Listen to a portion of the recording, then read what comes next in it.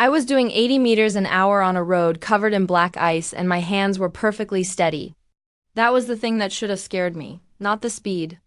Not the ice, not the pitch-black sky swallowing the car's headlights. It was the stillness inside me. I wasn't shaking. I wasn't hesitating. I wasn't doubting. The passenger seat's smooth caramel leather sat empty beside me like an accusation. The 3 glossy boxes of hand-painted truffles, my masterpiece project for the last 4 months, were no longer there. The dashboard glowed faintly while my phone rattled against the center console like a frantic insect. Lighting up the cabin in pulses, every 3 seconds, another call. My mother again. 12 missed calls. 7 messages. The most recent text was nothing but 2 words. Where are you? No panic rose in my throat. No shame curled in my stomach. For the first time in 28 years, every emotion in me had gone quiet, replaced by icy clarity, a kind of surgical focus. I grabbed the phone, clicked, answer, and held it against my ear. Silence. Not the silence of concern, the silence of someone waiting. Waiting for me to crumble, to beg forgiveness, to apologize for refusing to play my assigned role. Did you enjoy my gift? I said at last. The voice that left my mouth didn't sound like mine at all. Flat. Toneless. Stripped of softness, before she could screech. Accuse, bargain, demand. I turned the wheel, forcing the car into a wide arc. My thumb hit the red button. The call cut out. I tossed the phone onto the seat and watched the needle on the speedometer climb again. Drop a comment below. Have you ever had to walk away from a family gathering just to save your sanity? Because I need to know I'm not alone, that someone else has chosen self-preservation over tradition. To understand why I left. You have to understand what and who I walked away from. We called it the Glass Fortress.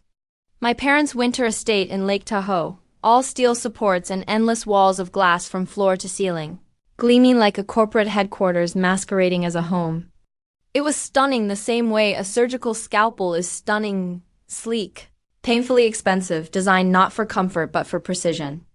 And like a scalpel, it could cut you open without hesitation. I arrived 48 hours before everything exploded, carrying the scent of vanilla bean and cocoa butter into a house that smelled exclusively of lemon polish and silent judgment. My name is Elena Vance, and in a family full of apex predators, I was the only one allowed to bleed. My father, Arthur Vance, a federal judge with a voice sharp enough to qualify as a weapon. My mother, Catherine, a retired prosecutor who treated social climbing with the same ferocity as cross-examination. Then there were my siblings, Julian and Bianca. Julian, a corporate litigator who billed $800 an hour to argue about punctuation. Bianca, who dismantled companies for profit in mergers and acquisitions, carving people's livelihoods into parts. And then me, the chocolatier, the cute little disappointment. Dinner in the Vance household wasn't dinner. It was deposition practice. We sat around a slab of imported marble so cold it seemed to suck warmth from your bones. My father presided at the head like judge and executioner over roasted duck. So, Elena, Julian began that first night, swirling his wine like it was evidence. Still renting space in that communal kitchen downtown? Or have you finally realized sugar margins don't fund a retirement plan? Business is doing well, I answered, eyes trained on my plate. I just hired my first assistant. Bianca laughed, a brittle glass cracking sound. An assistant? To help you what, lick spoons? Come on, Elena. Dad's clerks pull more in a summer bonus than you do in a year. My mother sighed, the theatrical exhale of someone burdened by the misfortune of having an artist in the family. Now, Bianca. Remember, Elena is creative. Not everyone is built for the real world. That was the script. I was fragile, naive, a child who played with chocolate while the grown-ups shaped society. But as their knives disguised as words sliced into me, something clicked, something I had never allowed myself to admit. They didn't want me to succeed. My failure was the shared mythology that kept them united, and the breaking point didn't come at that table. It came later, in the study. 2 in the afternoon. Christmas Eve. I had just finished wrapping the bespoke truffle collections I designed for each of them. Not candy, but apologies molded in cocoa. For my father, dark chocolate infused with aged whiskey and smoked sea salt. Authoritative. Bold, commanding. For my mother, white chocolate and rose water with edible gold leaf. Graceful. Ornamental. Superficial beauty. I planned to leave them on my father's desk. Desperate proof that I was worth seeing. I padded down the hallway in my socks. Silent. The study door sat barely open. I reached for it, then froze when I heard my name. We can't keep supporting this delusion, Julian said, voice in full closing argument mode. She's 28, and she's barely scraping $48,000 selling cookies? It's humiliating. It's more than the money, Bianca added. I pulled her credit report. She's buried in business loans.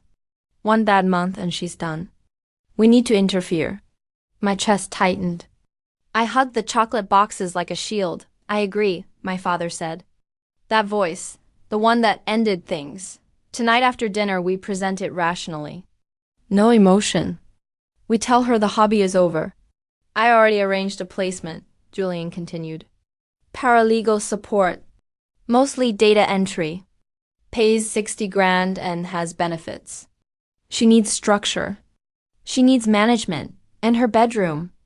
My mother asked. Cousin Vanessa will need it in February, my father replied. Turn Elena's room into document storage. If she accepts the job, she can rent an apartment downtown. If not, we cut her off. No more fallback fund. And her business? My mother pressed. Catherine, my father snapped. It isn't a business. It's an extended easy-bake oven phase she refuses to outgrow. She sugarcoats reality, and it stops now.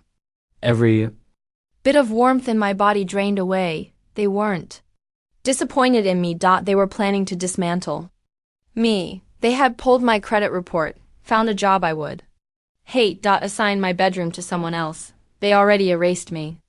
I just hadn't signed the paperwork, and then another realization clicked into place. Cold. Brilliant. Terrifyingly calm. I wasn't the problem. I was the designated problem, the identified patient. The sacrificial weak link that kept the family system stable. If they focused on my flaws, they never had to face their own emptiness, my father's emotional desert, my mother's insecurity, my siblings' misery disguised as success. They didn't want me to fail. They needed me to fail. If I showed up for that dinner. If I sat there and let them present the evidence, I would be accepting that role forever. I stepped away from the door 1 inch at a time, then turned and sprinted down the hall. In my room, I didn't cry. I didn't hyperventilate. My hands tingled with adrenaline. I opened my suitcase. I took only what belonged to me. Laptop, recipe journal, chef's knives. I left the preppy designer clothes my mother bought to mold me into someone else. Then I stared at the truffles, 3 boxes, each a tiny universe of precision. I had polished the ganache so perfectly that the shine reflected the ceiling lights like a mirror. I had believed perfection would force them to love me, but love isn't bought through sacrifice. And approval isn't earned by bleeding. I walked downstairs. The house was silent, still in the study. Still plotting, clutching the decision that would break everything, I walked into the dining room. The table was already set for dinner, beside my place setting. There was a legal pad and a stack of printed spreadsheets. The intervention materials. I placed the 3 boxes of chocolates directly on top of the Lego pad. I took a pen from my pocket and pulled a piece of heavy cardstock from my bag. I wrote 3 words. The defensorists.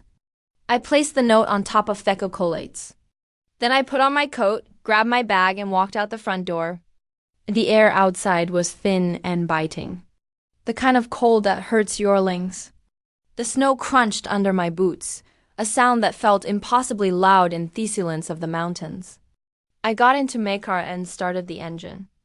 As I pulled out of the long winding driveway, I thought about the law of detachment. In negotiation and in life, the person with most power is the one who is willing to walk away. For years I had been begging for a seat at their table. I had been fighting for a verdict of not guilty. But you cannot win a trial when the judge and jury are the same people. Leaving wasn't quitting. It was a jurisdiction change. I wasn't running away from home. I was evicting them from my life. 3 months passed. 90 days of absolute radio silence. I blocked their numbers. I filtered their emails to a folder I never opened. I didn't explain myself.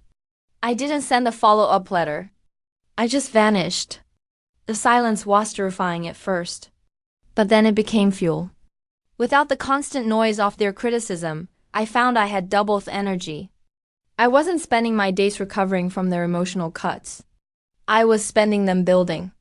I moved out of the shared kitchen and leased a small run-down commercial space in the industrial district. It had no windows and the ventilation rattled, but it was mine. I worked 8-hour days. My hands were constantly stained with cocoa butter. My forearms marked with the small burns that are the badges of a pastry chef. I slept on a cot in the back office because I couldn't afford an apartment and the rent on the kitchen at the same time. I stopped trying to make pretty chocolates for socialites. I started making bold, aggressiva flavors. I pitched to high-end hotels, luxury car dealerships, corporate gifting agencies. Then the breakthrough happened. I got a meeting with the procurement director for the Ritz-Carlton chain. They were looking for a new exclusive amenities partner. I walked into that meeting wearing my chef's coat, smelling of dark roast coffee and ambition. I didn't try to be a lawyer or a businesswoman. I just let them taste the product. I walked out with a contract worth $350,000 a year. I was celebrating with a lukewarm coffee in a shop downtown one. I saw him, Julian. He spotted me through the window and marched in, looking like he was ready to serve a subpoena. He sat down at my table without asking. "We've been worried sick, Elena," he said, though he looked more annoyed than worried. "Mom is a wreck. Dad is furious. Do you have any idea how selfish you're being?" I took a sip of my coffee. "Hello, Julian. You need to come home for Easter," he said, cutting straight to the point. Dad has a neighbor, Justice Sterling. He's on the Supreme Court shortlist. He's coming to brunch. Dad needs the whole family there. It looks bad if his daughter is estranged. It implies a lack of domestic control. Domestic control? I repeated, a small smile playing on my lips. Is that what I am? A compliance issue. Stop playing games, he snapped. Dad is willing to overlook your little stunt at Christmas. We won't mention the paralegal job for now. Just come to brunch. Wear something appropriate. Don't talk about your debts. I looked at me brother. He was wearing a $5,000 suit, but he looked exhausted. He was just another employee in our father's firm. Another cog in the machine. I can't make it. Julian, I said, standing up. I'm working. Working on what? Hess coughed. Burning another batch of brownies. I pulled a business card from my pocket. My new card with the gold foil logo I had designed myself. I slid it across the table. I have a contract to fulfill. I said, enjoy the brunch. Easter Sunday arrived. I wasn't at that glass fortress. I was in my kitchen overseeing a production run of 5,000 units.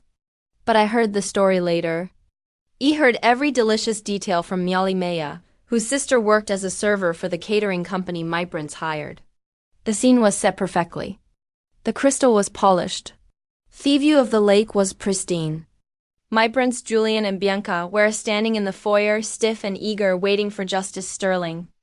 This waste man my father had spent 20 years trying to impress. He was the ultimate authority figure. The one person whose validation my father craved. Justice Sterling walked in. A tall man with silver hair and a kind face. He shook my father's hand, greeted my mother and then looked around the room with a confused expression. But where is the artist? Justice Sterling asked.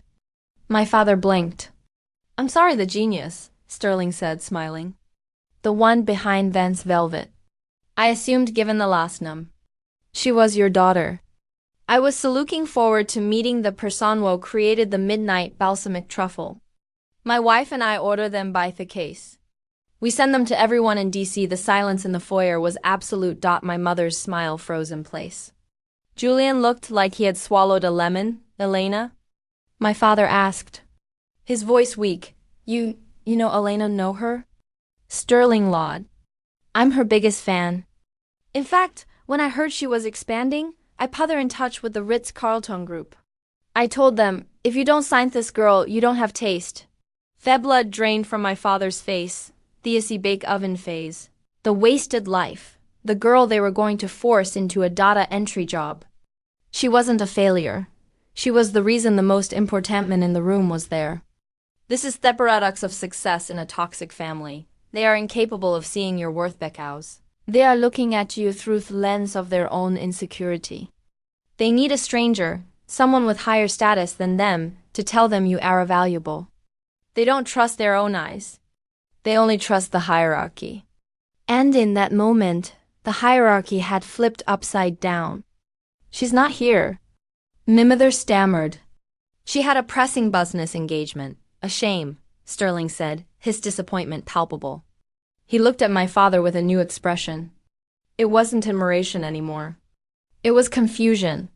You must be incredibly proud of her to build something like that from scratch. That takes a kind of grit most people didn't have. Yes, my father choked out. Yes, we are. My phone rang at 11:30 in the morning.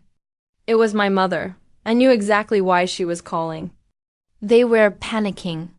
They needed the prop back on stage. I looked at the phone. I was holding a signed purchase order in the other hand. The ink was still fresh. I answered. Elena, my mother's voice was breathless. Fontig, where are you? You need to get here now. Justice Sterling is here. He loves your chocolate. He wants to meet you. We can't hold brunch for an hour. Just get in, Necker. I leaned back against the stainless steel counter of my kitchen. The air smelled of sugar and victory. I can't, Mother, I said calmly. I'm in the middle of a production cycle. Production cycle? She hissed. Elena, this is Justice Sterling. Do you understand Wave can do for your father's career? Put down the spoon and get over here. I'm afraid I'm booked. I said, but I'm glad you finally tasted the potential.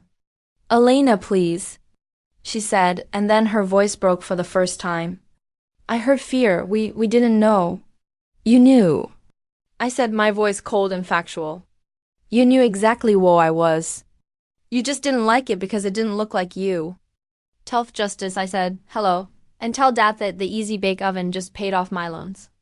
I hung up. Maya, standing across the counter, grinned and handed me a spatula. Back to work, boss. Back to work, I said. Justice Sterling left the brunch early that day. The catering staff reported that the conversation was awkward. Stilted, my father couldn't recover the momentum. The illusion of perfect, powerful Vance family had been shattered. Not by a scream, but by an absence. That night, I sat in my empty, quiet kitchen. I ate a truffle, one of the ones I had designed for myself. It tasted like dark chocolate and chili pepper, sweet, with a kick-off heat. I realized that I had spent my whole life waiting for a verdict from a court that had no jurisdiction over me. I had let them be the judge, jury, and executioner of my self-worth. But today I had pardoned myself. I didn't need their table. I had built my own, and the food here tasted so much better. If you've ever had to build your own table, because you weren't welcome at theirs, hit that like button. Share this story with the black sheep in your life. One needs to hear it. And tell me in the comments what's the best success you've had since walking away.